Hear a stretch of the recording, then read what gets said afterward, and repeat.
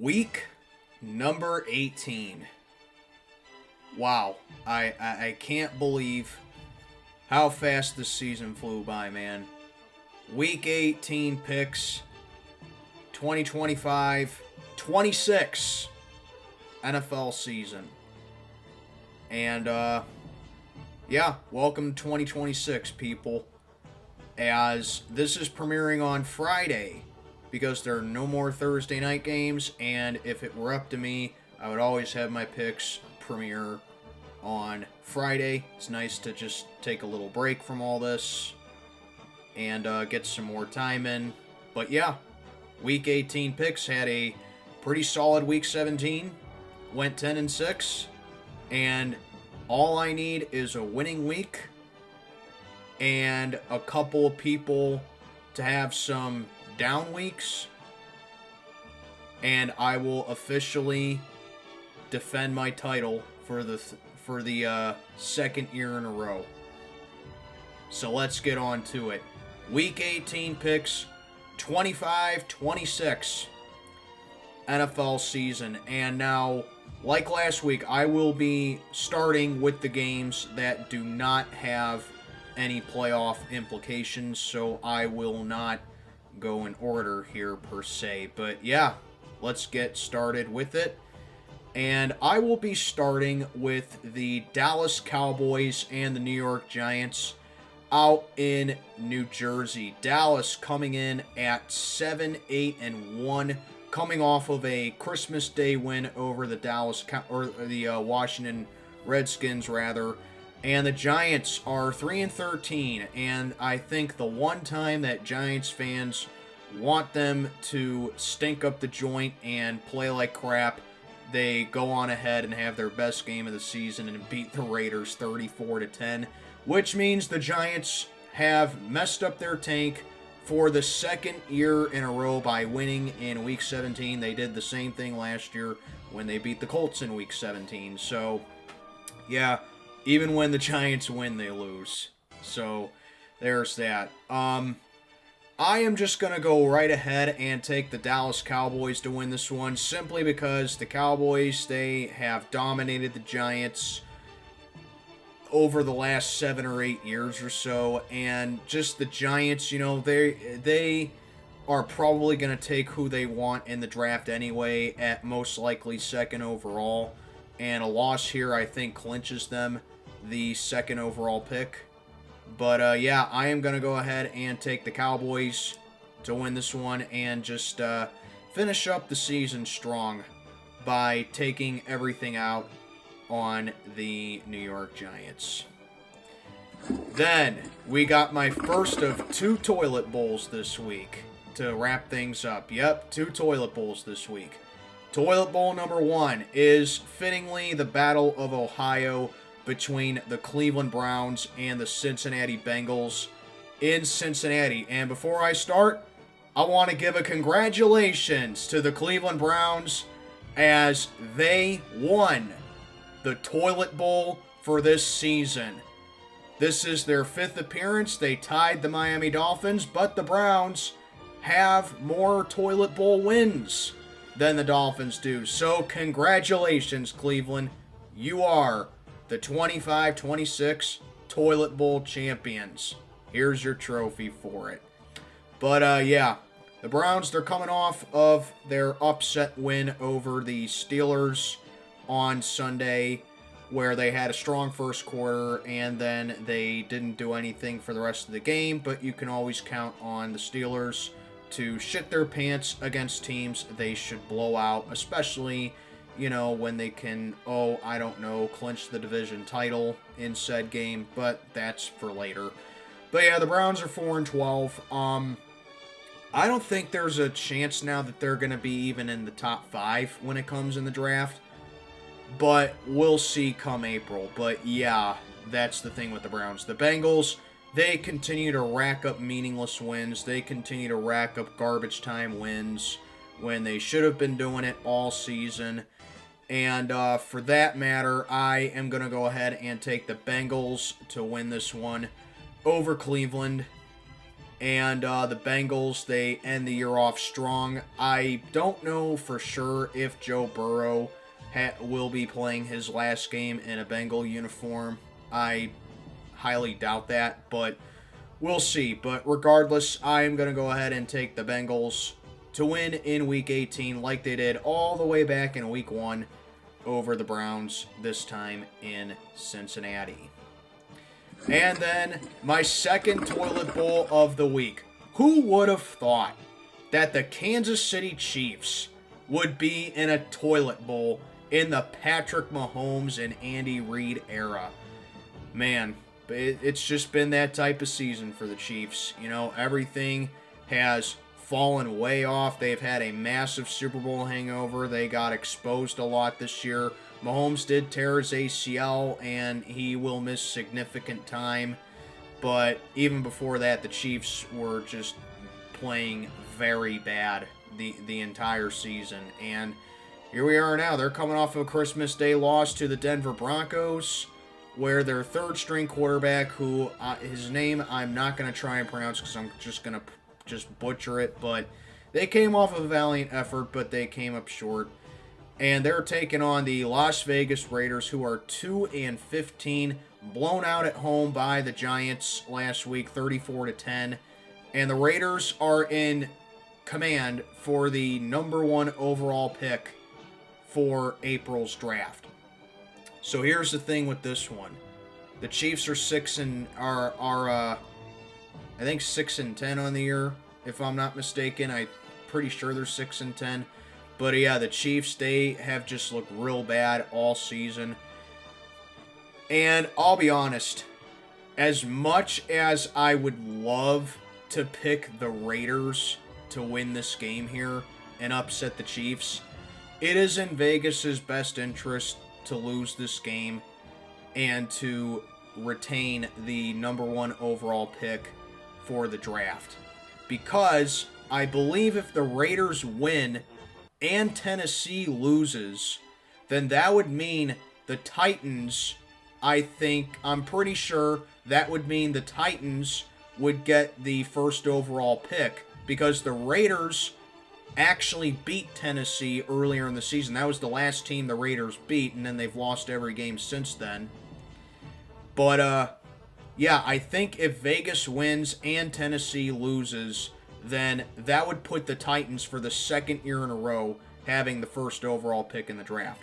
So yeah, I really wanted to take Vegas to win this one, but I'm going to go ahead and take the Chiefs to win, because for the Raiders, they definitely want Fernando Mendoza as their quarterback. They're done with Geno Smith, and I highly doubt Pete Carroll comes back after this season. So I am going to go ahead and begrudgingly take Kansas City, but trust me, I really wanted to take Vegas, but I'm taking Kansas City.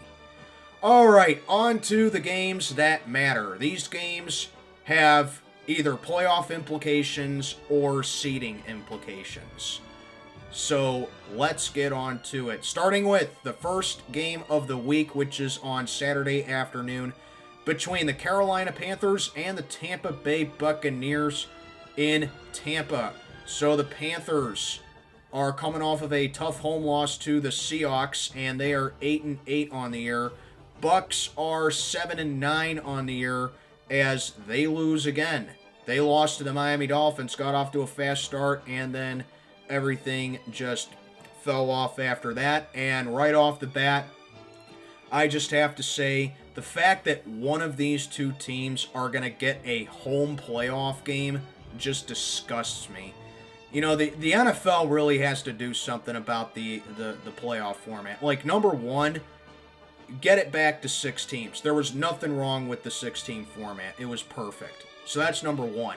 And then number two, you know, if you finish with a losing record and win your division, you should not be awarded a home playoff game.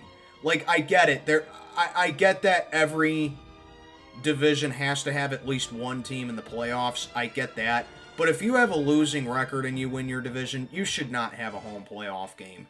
Like, for example, in, I think it was 2010 in the Beast Mode game between the Seahawks and the Saints, That game should have been in New Orleans, not Seattle. These very Carolina Panthers, I think in like 2014, they won the NFC South at 7-9 that year as well. Or was it 7-8-1 or 7, whatever. They had a losing record and they won the NFC South. They had a home playoff game. I don't remember who they played, but I know they had a home playoff game. The Bucs, a couple of years ago, won the NFC South with a losing record in Tom Brady's last season of his career. And they had a home playoff game against the Cowboys. That game should have been in Dallas, not Tampa.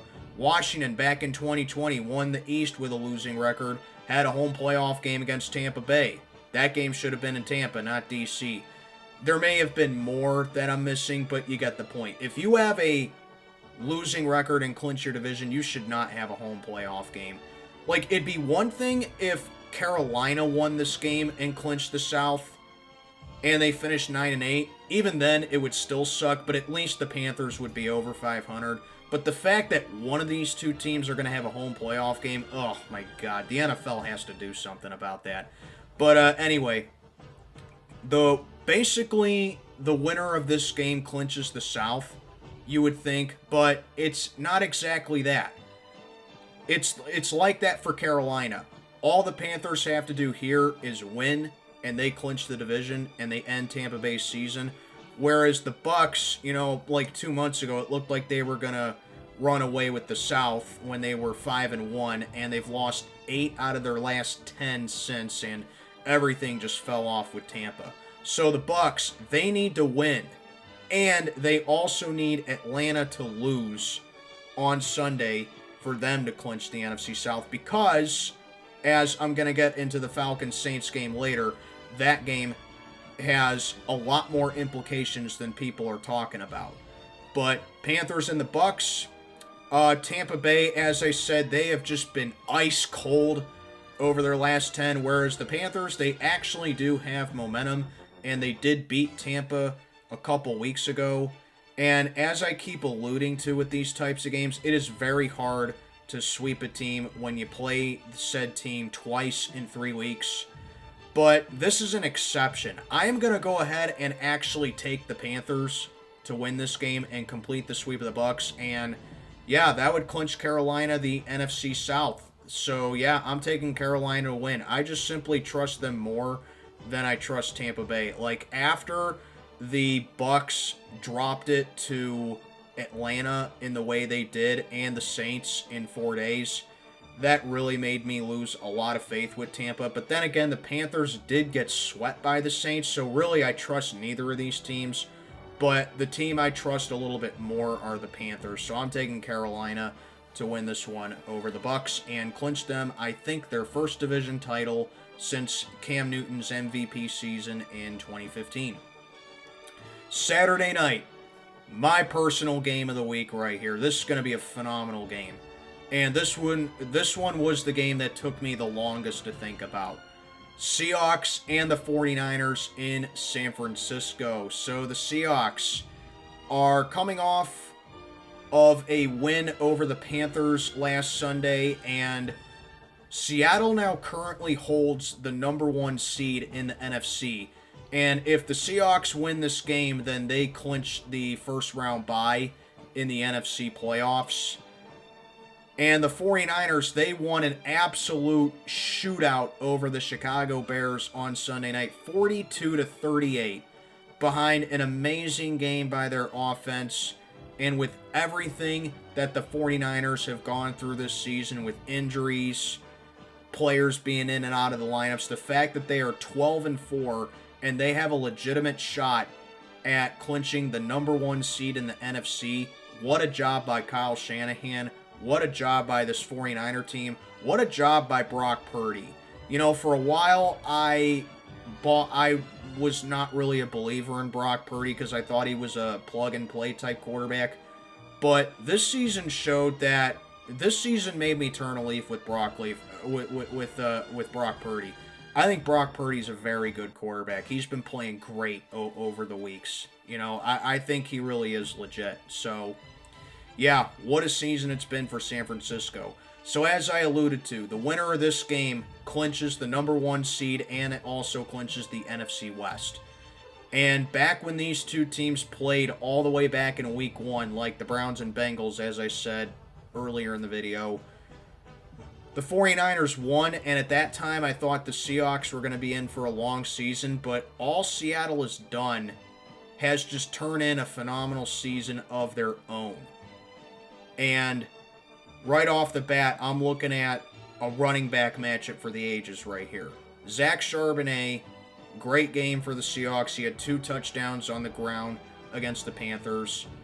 Whereas you got CMC, who has been the heart and soul of the 49ers offense all season, as he turned in a 181-yard game against the Chicago Bears on Sunday night. And that was crucial in that win for San Francisco. Seattle's defense is savage. It is very physical up front. And right off the bat, going up against a healthy CMC right there is going to be a tall order for him. But then also you got to take a look at how Sam Darnold is going to be able to do come crunch time. Because Sam Darnold has a tendency to not play up to his best abilities in crunch time. So it really comes down to which quarterback I trust more under the limelight. And to me, it would be Brock Purdy. I think Brock Purdy has answered the call real well all season with everything that he has had to work with that's available. And I think the biggest factor here is going to be JSN against San Francisco's defense here. It's going to be a challenge for both teams. They got 2 of the biggest playmakers in the league going at it here. But like I said, at the end of the day, it's going to come down to which quarterback I trust more, and that's Brock Purdy for me. I am taking the 49ers to beat the Seahawks, clinch the NFC West, and clinch the number 1 seed in the NFC with everything they have been through this year. What a season it's been for San Francisco. What a season it's been for both teams. But, you know, it's a shame that one of these teams have to lose. Can we get a possible playoff matchup between these two teams right here? It is looking very possible that in 2 weeks these two teams could be playing each other once again. But I am going to take the 49ers to win it in a very tight one over the Seahawks. Sunday slate of games. We got the Green Bay Packers and the Minnesota Vikings in Minneapolis. So the Packers, they are basically all set for the playoffs. I believe Green Bay is currently the 7th seed right now. And I think they would love nothing more than to get another crack at the Bears should they meet the Chicago Bears in the wild card round again, because Chicago is currently the 2nd seed and Green Bay's the 7th. But I think the Packers have a small chance of moving up a seed in the NFC this week if they win this game. Now, Green Bay, I'm not sure if they're resting their starters or if Jordan Love is even playing in this game. I don't know if Matt LaFleur has come out and said that yet, but regardless, Minnesota to me is just one of those teams that is looking to just end the season on a high note, kind of like the Cowboys are. Whereas it was a funky win for Minnesota. They beat the Lions on Christmas Day 23-10, and it suggests the Vikings dominated them. No, they didn't really dominate them. They pulled away in the 4th quarter in a tight game. They didn't really blow them out.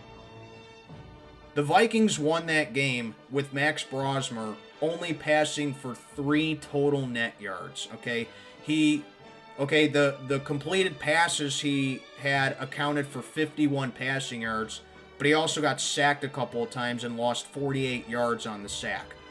So he only threw for 3 total net yards, and the Vikings still won that game.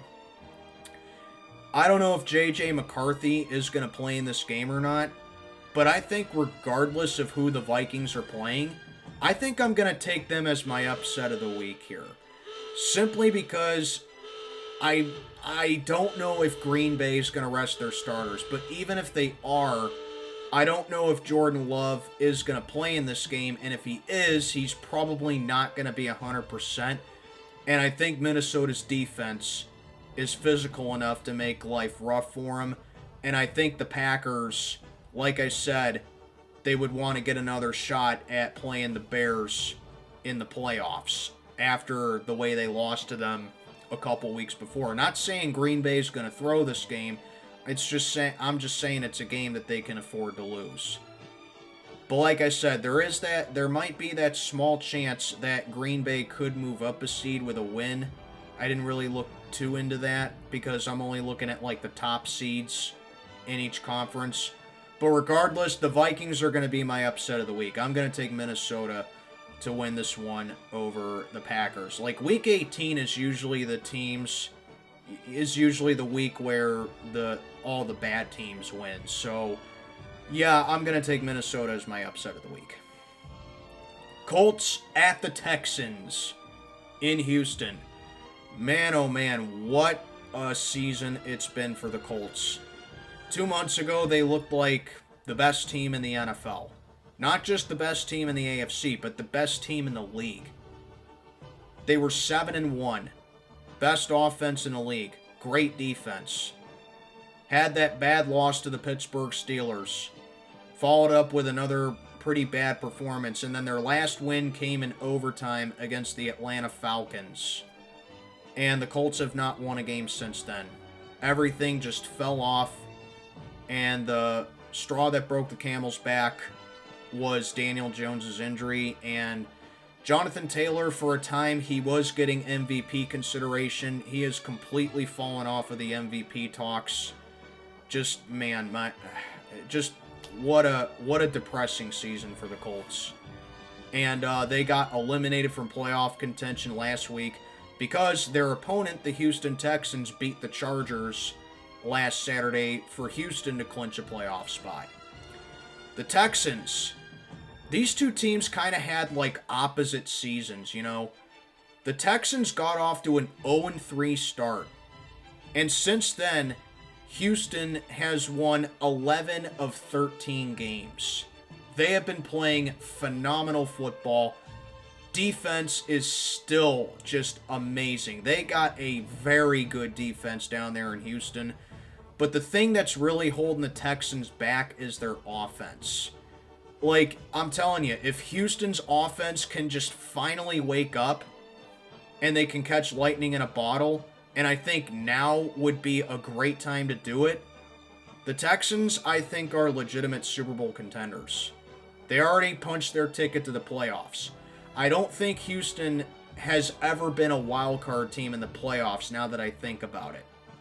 So the Texans, they do have a chance at clinching the division. They need to win, and they need Tennessee to somehow, some way beat Jacksonville. But, like I said, the Texans, their defense is always going to be the X factor in a game, and that's why I'm taking Houston to complete the sweep of the Colts. The Colts are starting Riley Leonard in this game. Phillip Rivers is done. He is done for good now because he just called it a career after a 3-game return. And he fittingly threw a fourth quarter interception once again for the third week in a row, like he has done so often in his career, just for shits and giggles, you know. But yeah, the Colts, they're going to be starting Riley Leonard in this game. Houston's got that strong defense. They still got something to play for. They still want that division title. I'm taking the Texans to get it done over the Colts. Saints at the Falcons in Atlanta. Now, neither of these teams obviously are going to be in the playoffs. But the reason that this is not a toilet bowl for me is because this game actually does have playoff implications, despite neither of these teams being in the playoffs, okay? When I was talking about the Panthers and Bucs earlier in the video, I said that all Carolina needs to do is win, and they clinch the NFC South. The Bucs, on the other hand, they need to win, and they also need the Saints to win this game for Tampa to clinch the NFC South. Why is that? Because if the Falcons win this game, Because here's the thing. If the Falcons win and Tampa wins, then the Panthers would still clinch the NFC South because you'd have a three-way tie in the NFC South with Carolina, Tampa, and Atlanta all finishing 8 and 9. All right? And the reasoning is because Carolina has the tiebreaker over Atlanta, but Atlanta has the tiebreaker over Tampa. Remember, because the Panthers swept the Falcons, but the Falcons have a slightly better conference and division record than the Bucs do. So, if Tampa wins and Atlanta wins, then the Panthers would still clinch the NFC South. So, if Carolina loses, they still have a chance at winning the division. Then their hands are in the Falcons' hands. All right. However, like I said, the Bucs, they need to win, and they need the Saints to win in order for Tampa to clinch the division, and that's where the Falcons come in. So that's why this game has playoff implications, despite neither of these teams being in the playoffs this year. So it's interesting how that's going to work out right there. But with the Falcons, they had a surprising win over the Rams on Monday night. They had a 21-0 lead on the Rams at one point. LA made a furious comeback, but the Falcons held on to win. And Bijan Robinson went off in that game for 200 all-purpose yards in back-to-back games. So, yeah, that's just that's just the kind of weapon that Bijan Robinson is. When he gets going, he is hard to stop. He had that 93-yard touchdown run on the Rams. So, yeah, stopping Bijan Robinson's going to be a chore. Now, the Saints do have a strong defense, and the Saints actually do have a lot of momentum. The Saints, I think, have won their last 4 in a row. So, the Saints have actually been playing some pretty good football lately. So, yeah, defensively, the Saints have a shot, and Tyler Shuck has actually been playing some decent enough ball. I think the Saints might have something as far as a quarterback goes. However, it's going to come down to this. Which team do I trust having the ball last, and which X factor do I have being it? The team that I trust having the ball last would be the Falcons. Because like I said, Kirk Cousins, even though I think he needs to call it a career, he does have that, he is an experienced enough quarterback to go out there and get the job done. But the biggest X factor, as I said, is going to be Bijan Robinson. How is he going to stand up to a tough defense that the Saints have? Okay? So for that matter, I'm going to go ahead and take Atlanta to win this game over the Saints. I don't know how long the Saints can remain hot and how long they can remain they can have this streak last. But I'm going to take Atlanta to win because I trust them more talent-wise and I trust them more schematic-wise than I do with the Saints. So I'm going to take Atlanta to win. So pretty much, so if that were the case, that would mean the Panthers would win the NFC South regardless of what happened in that Panthers-Bucs game on Saturday, if my pick were to hold up true. So I'm going to take Atlanta to win this one over the Saints and end the Bucs season. Titans and the Jaguars in Jacksonville. The Titans are 3-14 on the season. They are coming off of a loss to the Saints that I just talked about, while the Jaguars are 12-4. And Jacksonville, if they win or if Houston loses, Jacksonville clinches the AFC South.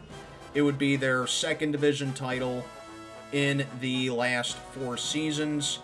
And Jacksonville even has a small chance at the number 1 seed in the AFC. They need to win, and they need both Denver and New England to lose. Now, I think that's highly unlikely for Jacksonville. It's a very small chance, but it does still exist. But realistically, I think Jacksonville would most likely be content with the 3rd seed in the AFC, possibly the 2nd seed. But yeah, I think regardless, Jags fans got to be happy with how the season went. Luke Cohen is definitely in the Coach of the Year talks. Trevor Lawrence had 2 more rushing touchdowns in Jacksonville's game this past week. So, yeah, you know, like I said, if Trevor Lawrence can play at the level that he's been playing consistently, I think he finally may be playing at the first overall pick caliber that he was supposed to be, you know? But that's only if he can keep it up, because my thing with Trevor Lawrence is that, to me, he's too inconsistent. Like, he has streaks where he plays really well, but he's not really able to sustain it for a long amount of time. But the way that he's been playing over the past couple weeks, if he's able to play like that consistently, and then, yeah, okay, he can have a bad game, but if he follows it up with playing like how he has been playing, then definitely I'll have a new opinion on Trevor Lawrence. He's just too inconsistent, in my opinion. But Jacksonville, they got a great defense, nice set of receivers. I'm going to take Jacksonville to win this one over the Titans pretty soundly. And that would clinch Jacksonville the division. So, yeah, give me the Jags to win this one over Tennessee. Later slate of Sunday games, we got the Chargers and the Broncos. This one is out in Denver. So the Chargers, they are coming off of a loss to the Texans last Saturday. And the Chargers have actually announced that they are resting their starters because they can't clinch the AFC West, because the AFC West champs are their opponents, the Denver Broncos. So, yeah, the Chargers are going to be resting their starters. Denver has clinched the AFC West. They did it with their win. Yeah, they did it with their win over the Chiefs on Christmas Day. Just had a little blank right there. But yeah, the Broncos clinched the AFC West with their win over Kansas City on Christmas Day. But the Broncos, they still have something to play for. They are playing for the number 1 seed in the AFC. They can do that with a win or a New England loss. And I think that's exactly what the Broncos are going to do here. I got the Broncos taking this one over the Chargers. They're going to take advantage of them resting their starters. And the Broncos are going to wrap up a number 1 seed in the AFC. I think for the first time since the last time that they won the AFC West back in 2015. And remember, the last time the Broncos won the AFC West and were the number 1 seed in the AFC, they went on to win the Super Bowl. Not saying that that's the case for the Broncos, but it's funny how the NFL works in that way sometimes. But I'm going to take the Broncos to win this one over the Chargers. Washington and Philadelphia. This one is out in Philly. This one still has some implications to it. Washington is 4-12 on the year, as their disaster of a season is just 1 game away from being over with. They lost to the Cowboys on Christmas Day, whereas the Eagles, they got it done in a scrappy game over the Buffalo Bills, 13-12. Philly is 11-5 on the season, and the Eagles, if they win and Chicago loses, then the Eagles would get the number 2 seed in the NFC. And the Eagles, I think, currently are the 3rd seed in the NFC. So yeah, Philly is playing for the number 2 seed in the NFC, which they can get with that win. Remember, last year the Eagles were the 2nd seed and they went on to win the Super Bowl. But yeah, Philly is playing to get that 2nd seed again. Washington, they really got nothing else to play for on the year. Their season's been long over with. I am going to take the Philadelphia Eagles to win this one over Washington. But I will say this, if the Eagles are winning by like the 4th quarter and they kind of get like an update that the Bears are losing, then I feel like Nick Sirianni might pull the starters in that game and let them take a breather for the rest of the game as Philly wraps it up. That's only if they get out to a comfortable enough lead. But I'm going to take the Eagles to win this one over Washington. Jets and the Bills in Buffalo. Again, I think the Bills are pretty much all set for the playoffs, but they're playing for seeding purposes at this point. which I think Buffalo is currently the 7th seed in the AFC, but they do have a chance to move up in the AFC seedings, so Buffalo, they do have a small chance at getting the 5th seed. I don't know, really, but again, I'm going to have the scenarios posted on the screen.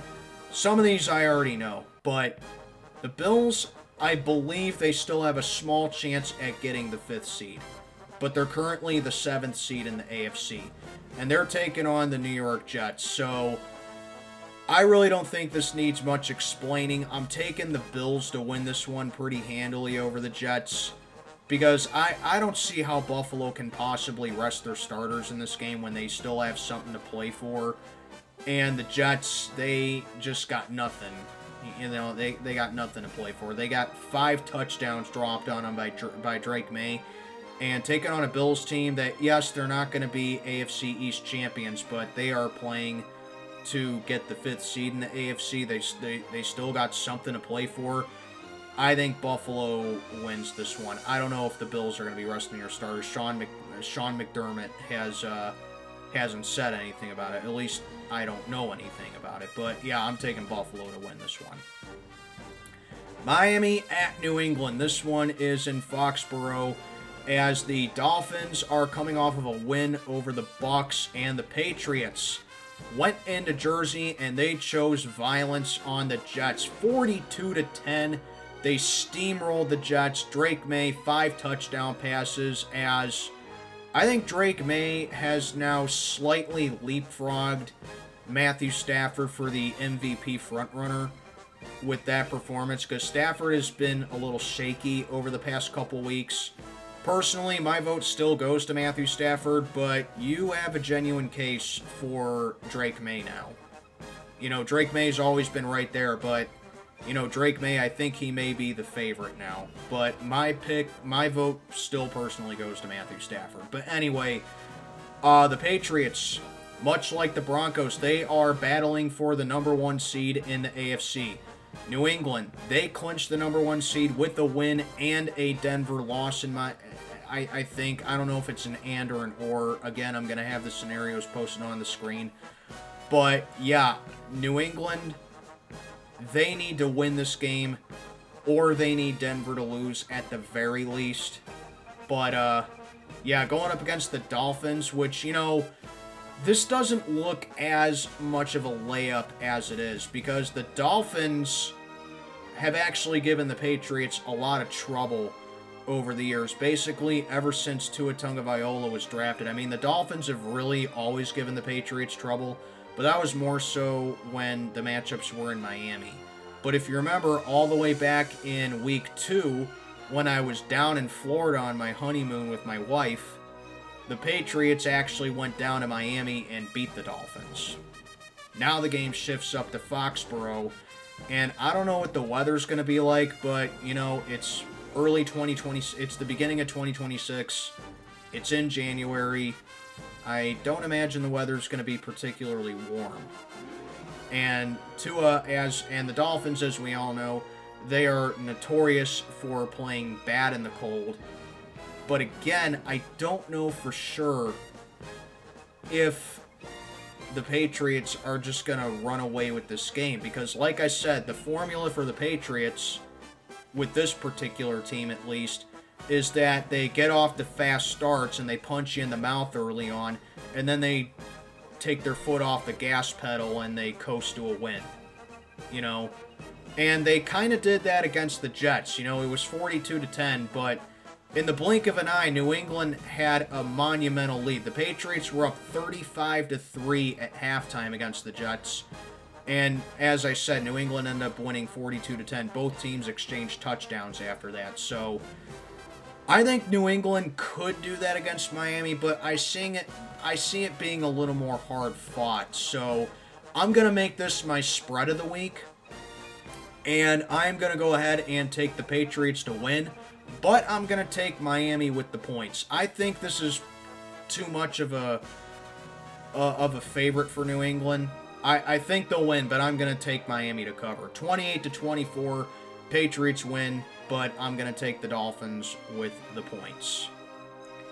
Arizona at the Rams. This one is in LA as the Cardinals are coming off of yet another loss. They got blown out by the Bengals in Cincinnati as they are just looking for the offseason. They are most likely going to be a top 5 pick in the draft, and they are probably going to get ready for life without Kyler Murray, and they're going to be looking for a new coach in the offseason.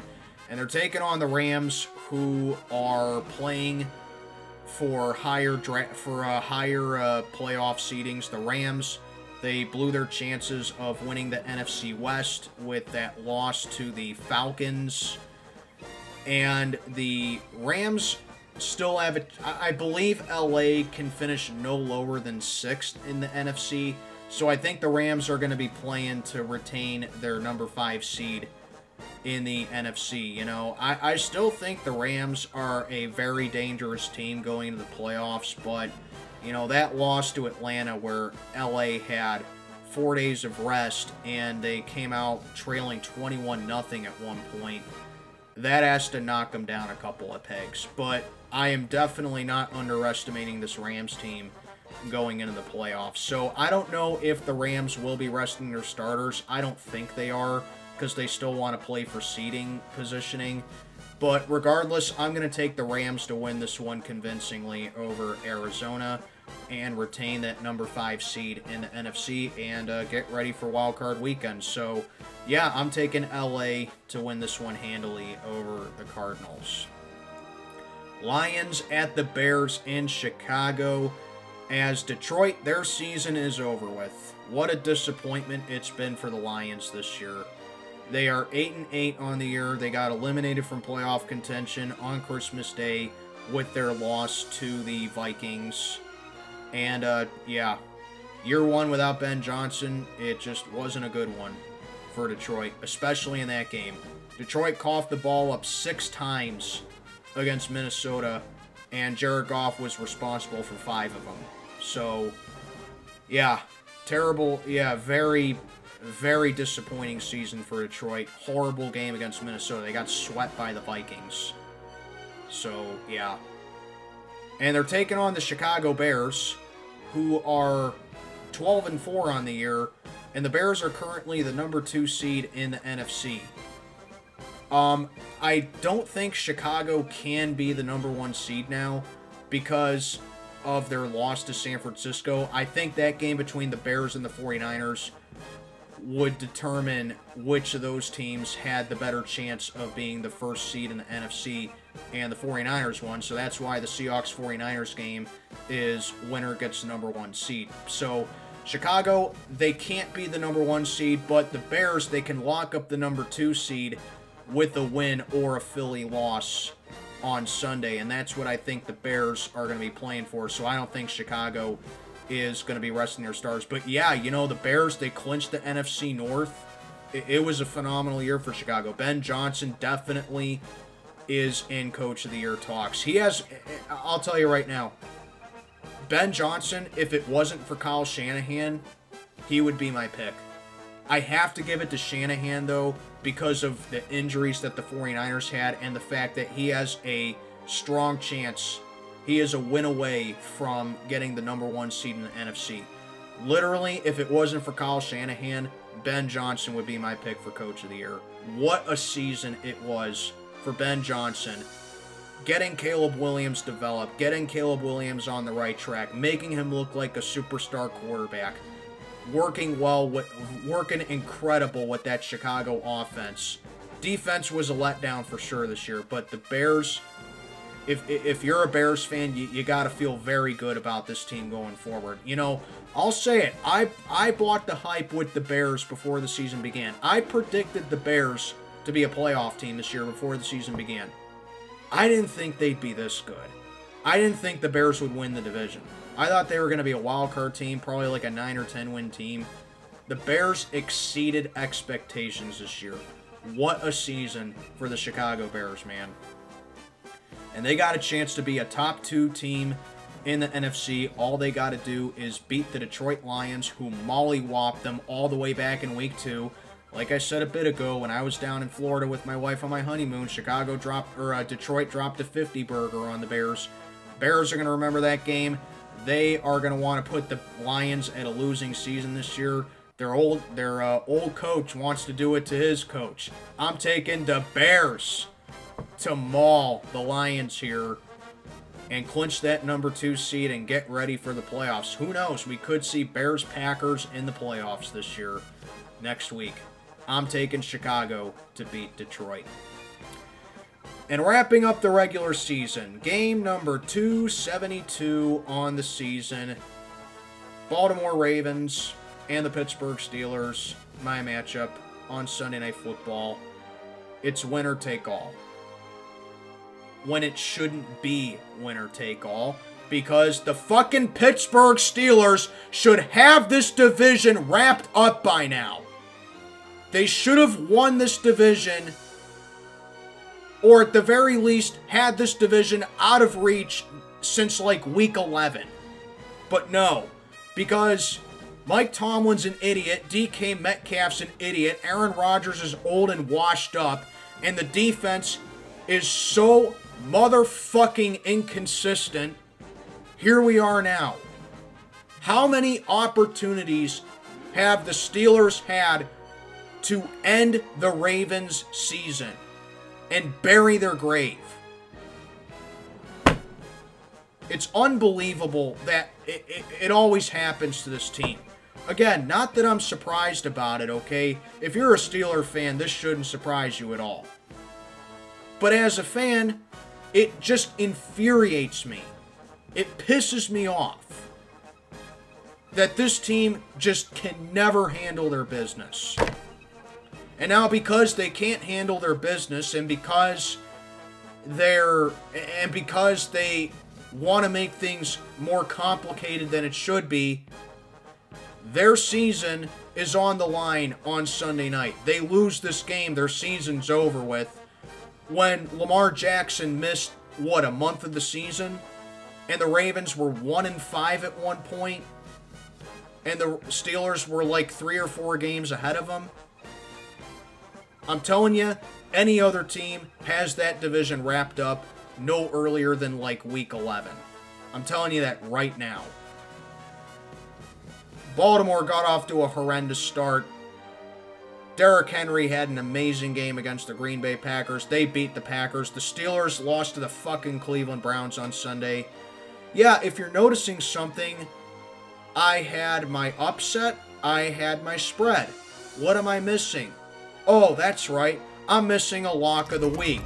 And yeah, the Ravens are my lock of the week. I mean, do the math. It's Mike Tomlin in a winner-take-all game. It's Mike Tomlin in primetime. It's Mike Tomlin in an important game. Who the fuck do you think I'm taking to win this game? This isn't even going to be close. I'm telling you right now that anybody would have given up on this team had it not been for the success that the Steelers have had throughout their franchise's history. There is no reason this game should be a winner-take-all game. Because, like I said, the Steelers should have had this division wrapped up. And the Ravens would love nothing more with the momentum that they got to come into our stadium and for the second year in a row end our season. So yeah, Ravens are my lock of the week. I don't give a shit. And I'm telling you, if the Steelers win this game, oh my God. I mean, I'm not, like, here's the thing, okay? I'm not openly rooting for the Steelers to win right now, but I'm not openly rooting for them to lose, okay? I just don't fucking care. They suck. They had so many chances this year to wrap up this division, put it out of reach. They had so many chances to prove me wrong. They had so many chances to prove the entire fan base wrong, and they continue to prove me right. Okay? Highest paid defense in the league. You make all these moves in the offseason with the offense, and it's still the same game plan because you bring the exact same fucking coaching staff from the year before when you had that late season collapse. You lost 4 straight games in the regular season and then went one and done in the playoffs. And you brought back that same coaching staff, and you think things are going to be different? You guys, this franchise doesn't have a clue. This franchise is... I am ashamed of what happened to this franchise. I really am. So yeah, the Ravens are my lock of the week, and that'll conclude Week 18. Well, there you have it. Those are my Week 18 picks of the 2025-26 NFL season. And let's see if I get to the playoffs, because I can tell you, if I get to the playoffs, I will do my best to defend my title and make a deep run, unlike the football team that I'm a fan of. But let me know what you think down in the comments below. Tourney members, you know the drill. Even if you're not in the tourney, I'd love to hear your picks. And I am gone.